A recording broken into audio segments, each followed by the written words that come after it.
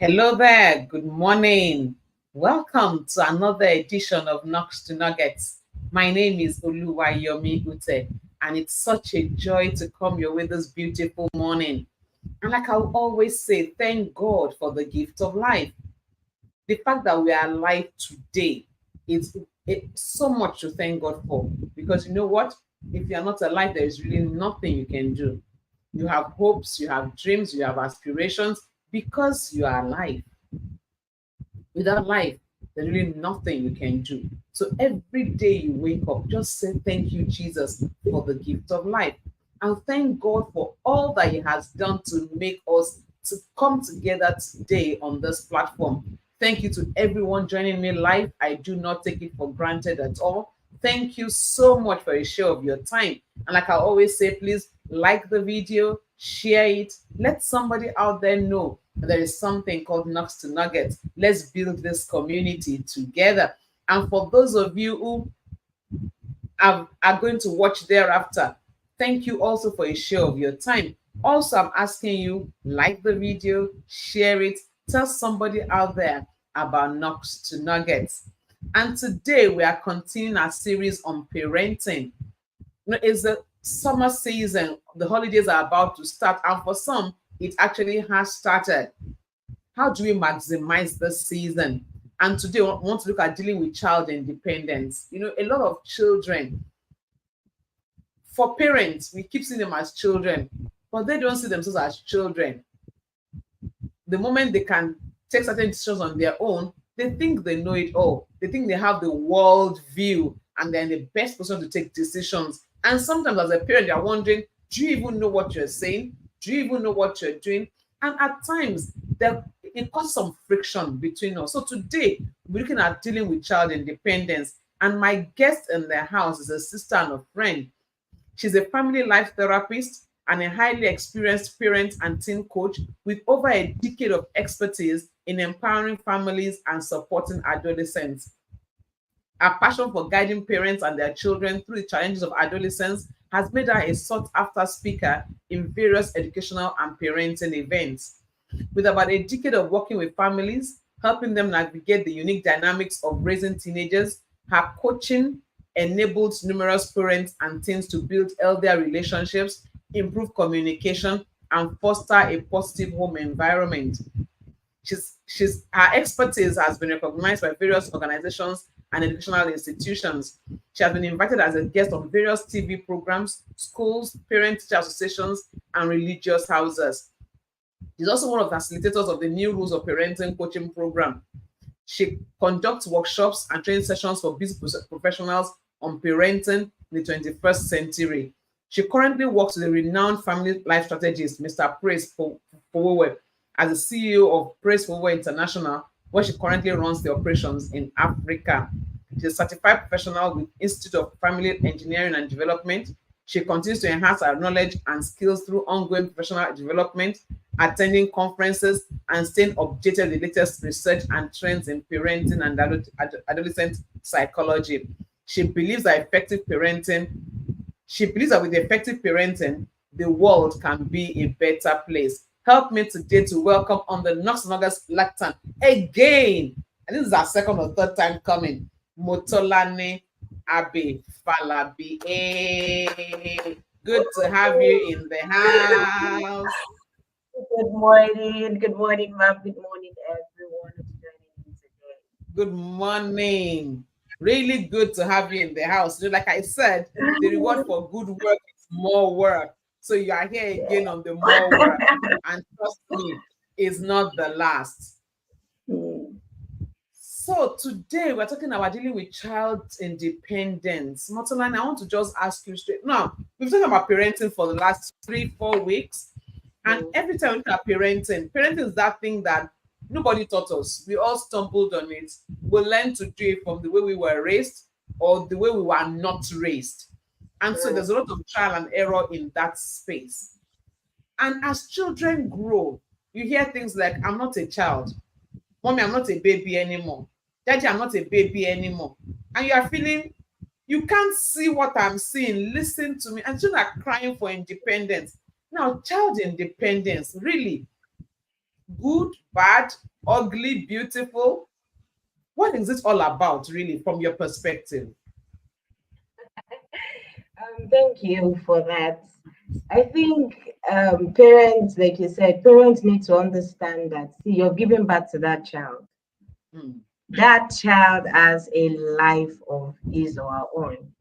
You are mm, just a channel in which God has passed that child through. That child gets to a certain point, from about age 2 to about 7. And for parents, you need to understand the different developmental stages in the life of your child and to understand what to expect in these different phases. Because that helps you understand what it is that you need to do, the level of independence that you want to give, to yeah. this child. Because the child comes and this child at 2, you're telling them wear this. Sometimes they tell you no, that's not what they want. As Yeah. as early as 2 years, you tell them to maybe wear their slippers a certain way. They want to tell you no, they want to wear it another way, and that Mm, is where coaching comes in as a parent to say, no, this is how you are going to do it, communicating with the child. This is how you are going to have to do it. This is what you need to do. But first of all, you need to understand that at different developmental stage of the child, you need to understand their need for independence. Because if you look at a child from, say, age 2 to about 7, their need for independence is not as much as that child who is 13 and above. 13 and above, oh God, you are going to have a lot of fights. But then it's not impossible. It's quite difficult for some parents because they have not learned how to also understand that this child has a life of his own. And at different age, you should allow the child to take certain decisions. Because you see parents also trying to make decisions for a teenager on what to mm, wear. Sometimes parents just need to loosen up a bit. Trust that your child can take certain decisions and let them, have it their way. It might not be the best way you want it done, but give them that level of independence to make certain decisions by themselves, especially when it comes to their body. I think we can mm. take it up. Wow. We should allow them take decisions. But at some times, now, we're parents, we know better. We can see better. So when the Mm-hmm. child is clamoring for independence, you're like, I know where this thing will end. I know it will get into a ditch. You can't go there.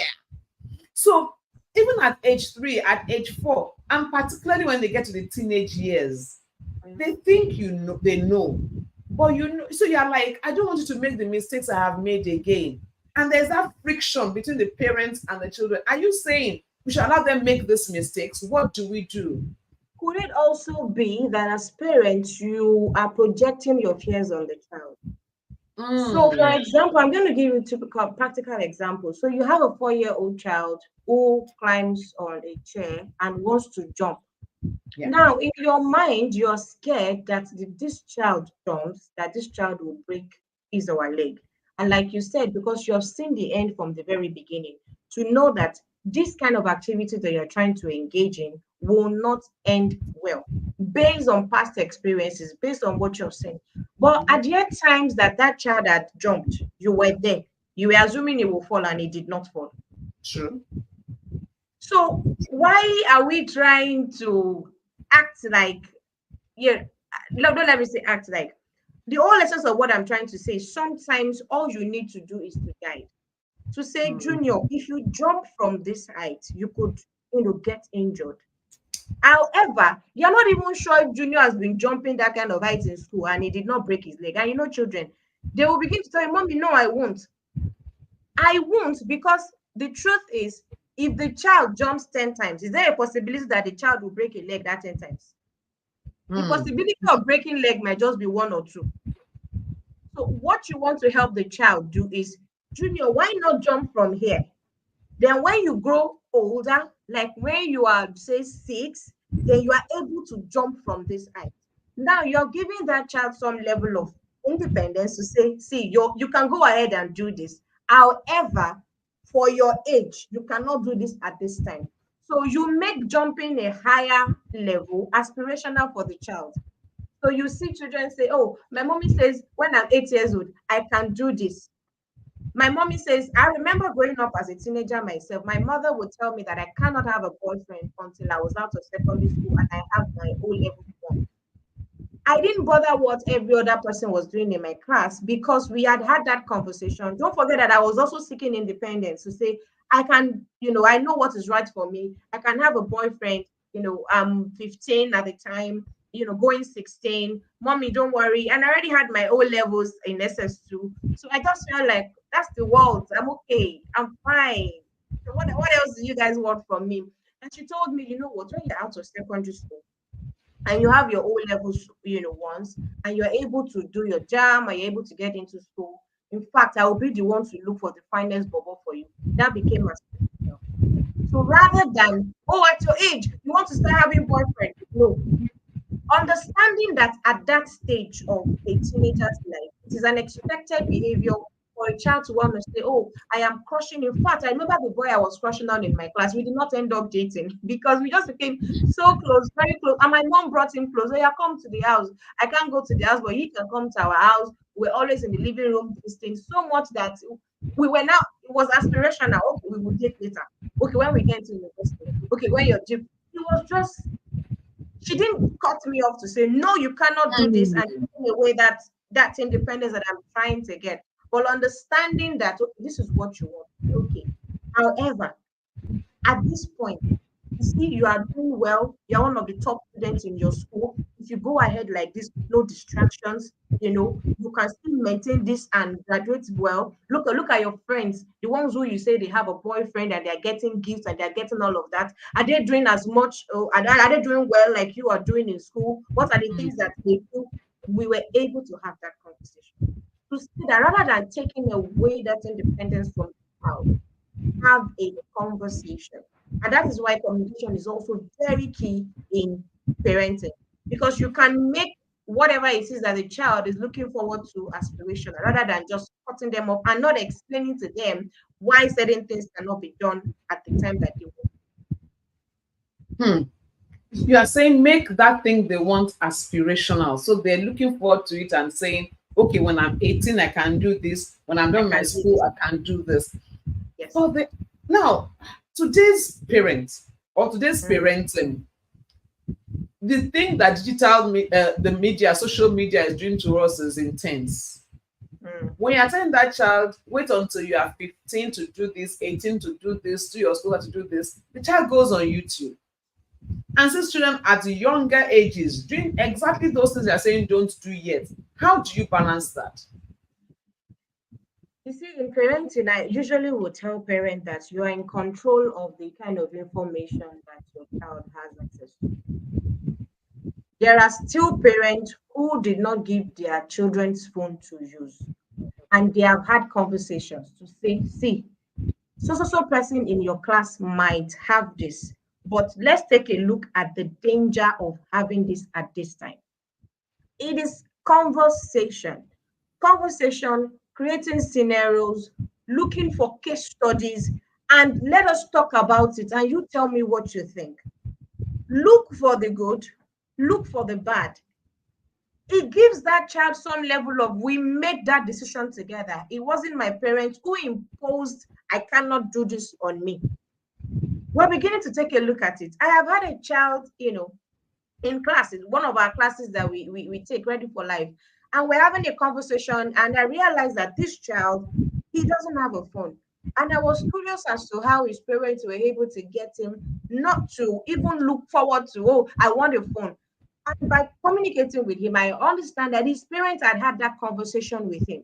They've told him okay, so you can go online, look at this child because he had a phone. He was on this platform, and this person had bullied him, and this is what it resulted into. However, this is also another child who was a bit careful with what he was doing online, and look at the result. Every time he went online, he was particular about the things that he was doing. It was conversational, showing them and saying, based on all these things that I am showing to you, what do you think? Don't also forget that it's about the values that you have also imputed into the child. Mm. You cannot leave a child without teaching them and just hoping that as they grow, they will learn and know certain things. They will not.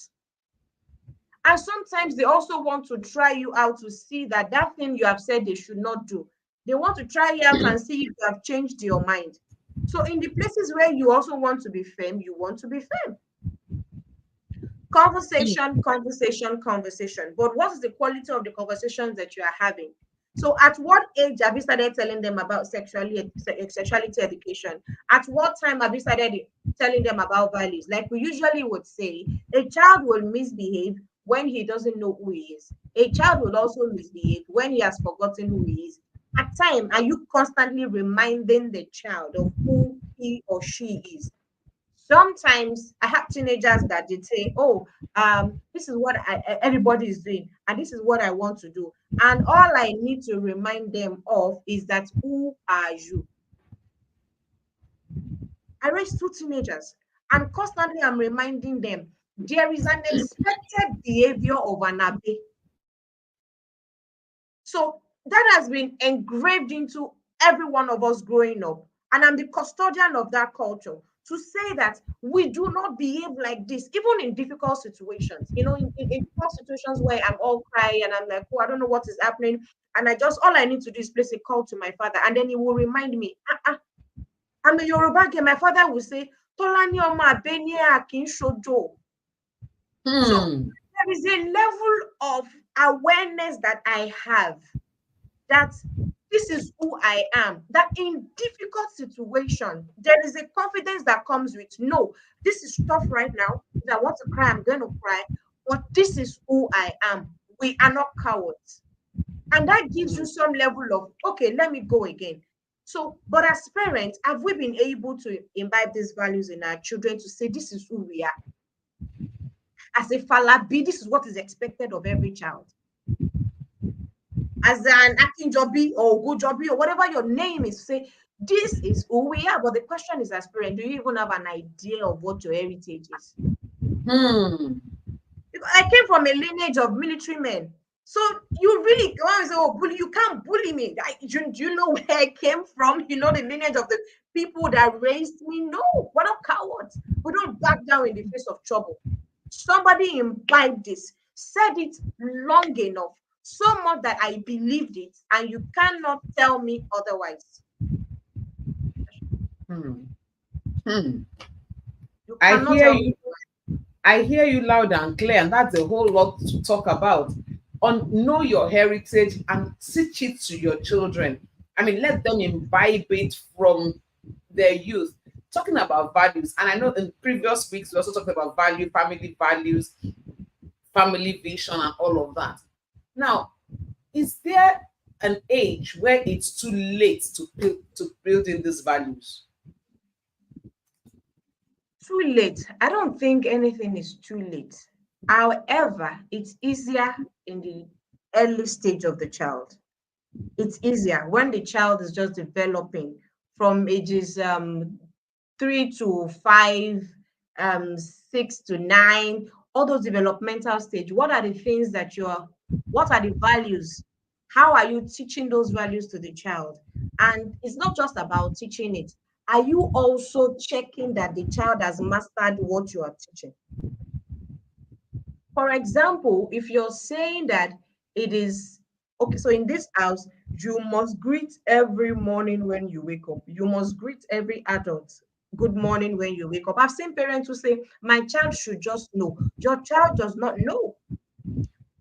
I and sometimes the expectation we have from our children, and you have not taught them. I'm wondering, how were you expecting them to know? A parent tell you, but at his age, he should know.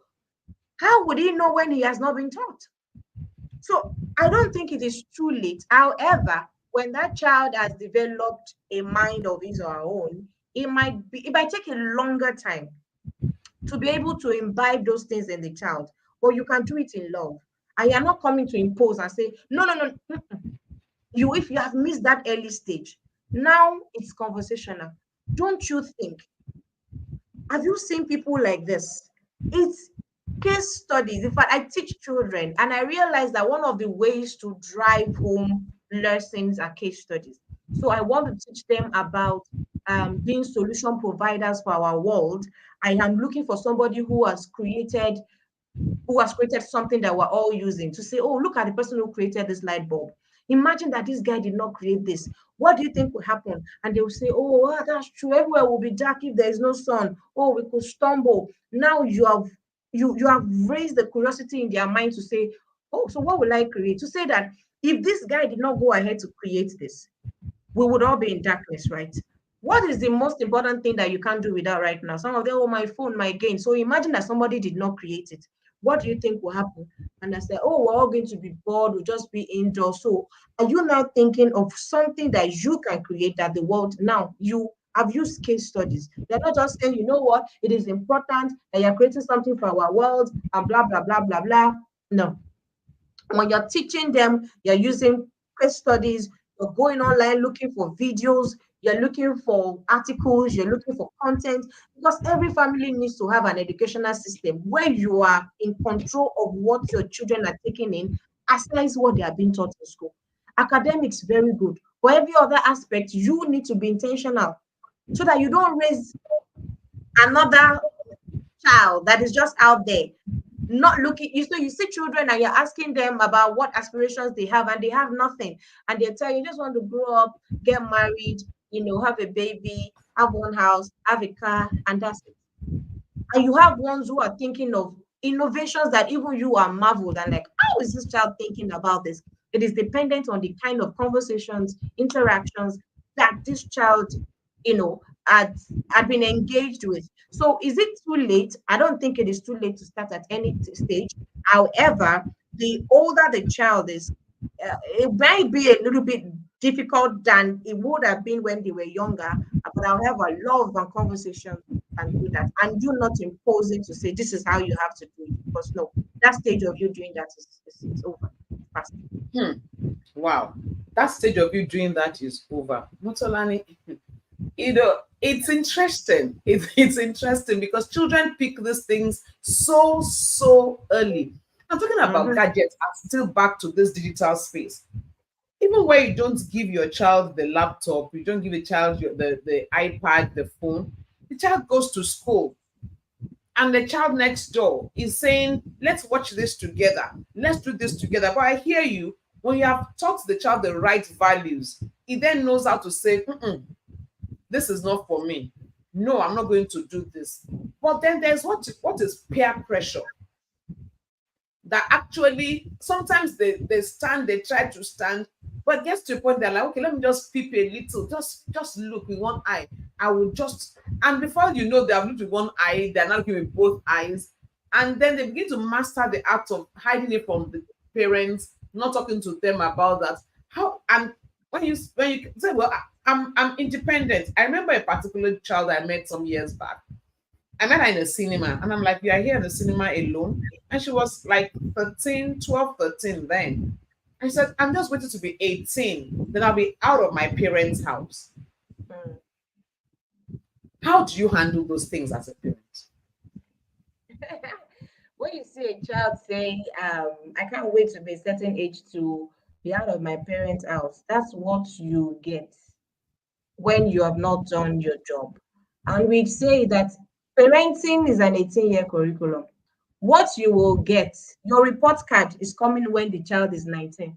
So if that child is actively waiting, and see, I don't blame these children because sometimes you interact with these children and you see the kind of things that their parents, the kind of trauma that their parents had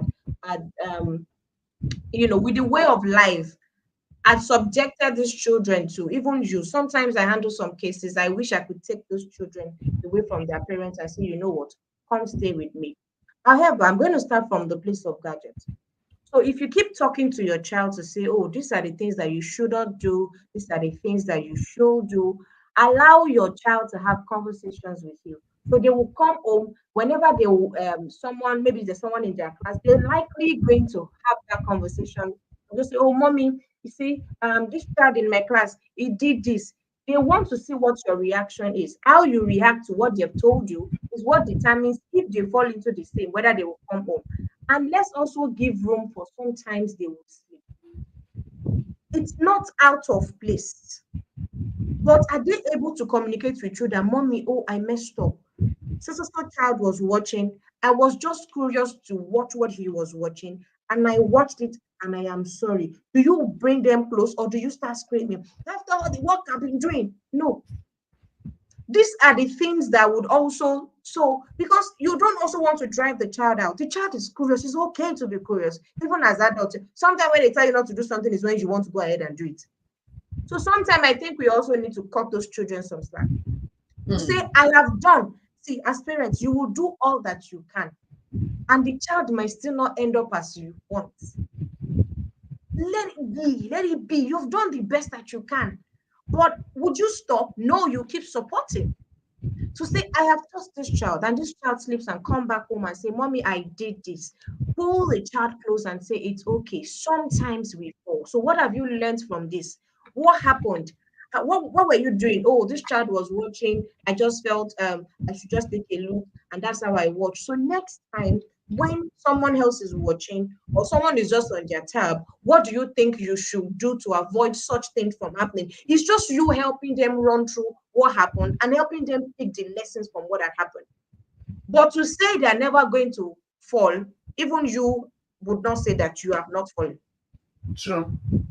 So sometimes just give them, cut them that slack. And when they do, they fall, they will come back to you.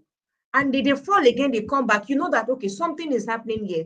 It's either this child has not mastered this identity, then you want to keep reinforcing who that child is. Is it impossible? No. But there's a lot of work on the parents. And oftentimes, the time to put in the work is what we don't have, Hmm. not because it is not possible.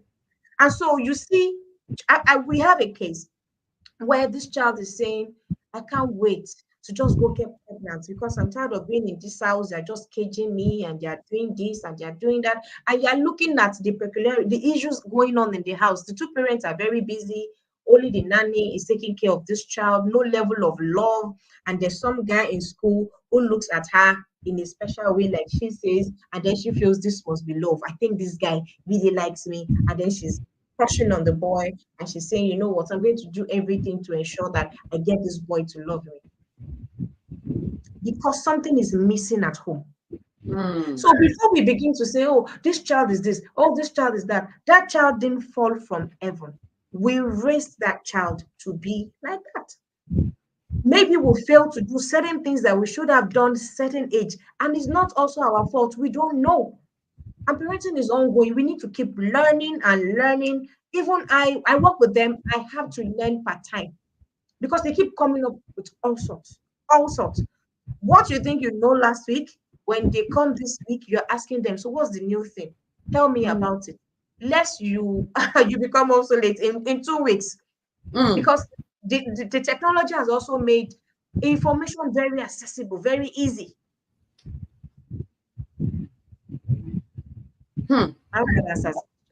Wow, you did. It's really a tough call. It's tough, and unfortunately, we're in a world where it's just the way it is, whether we like it or yes, it's just the way it is. Children are exposed, they are learning. When you are telling them stuff, they are seeing opposites outside. So if you don't put the values in, like Motolani has said, from the very early age, you might end up on your own.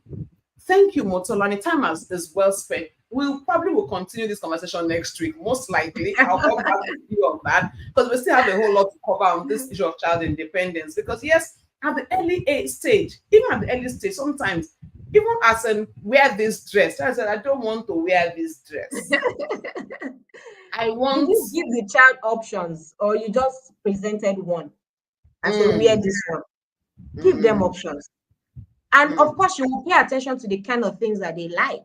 So give them mm, options. So if you know, oh, she wants a dress, give one, two, three, and say, yeah, which one would you like? But you just saying, take this one and wear this, of course. Where is the place of independence? Because the child also wants to feel like I had a say in what I'm wearing. So that every mm, time I look beautiful, it's not just, oh, mommy picked this for me. I picked it.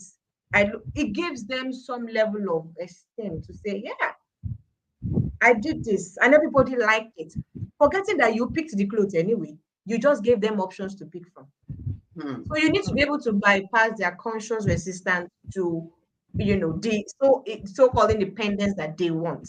You are still the Okay. one making the decision, but you present it to them like they are the one. Thank you so much, Motolani. We've got to run at this point, but we'll come back and continue this next week by the grace of God. Thank you so much for your time. Thank you so much for having me. Wow, that's so much, but we've got to run. Time is on our side, never against us. See you next week, continuing this conversation. But remember, if you can think it, you can be it. And honestly, you can have whatever it is you desire. Until I come your way next week, Monday, remember, together we win. God bless you, and bye for now.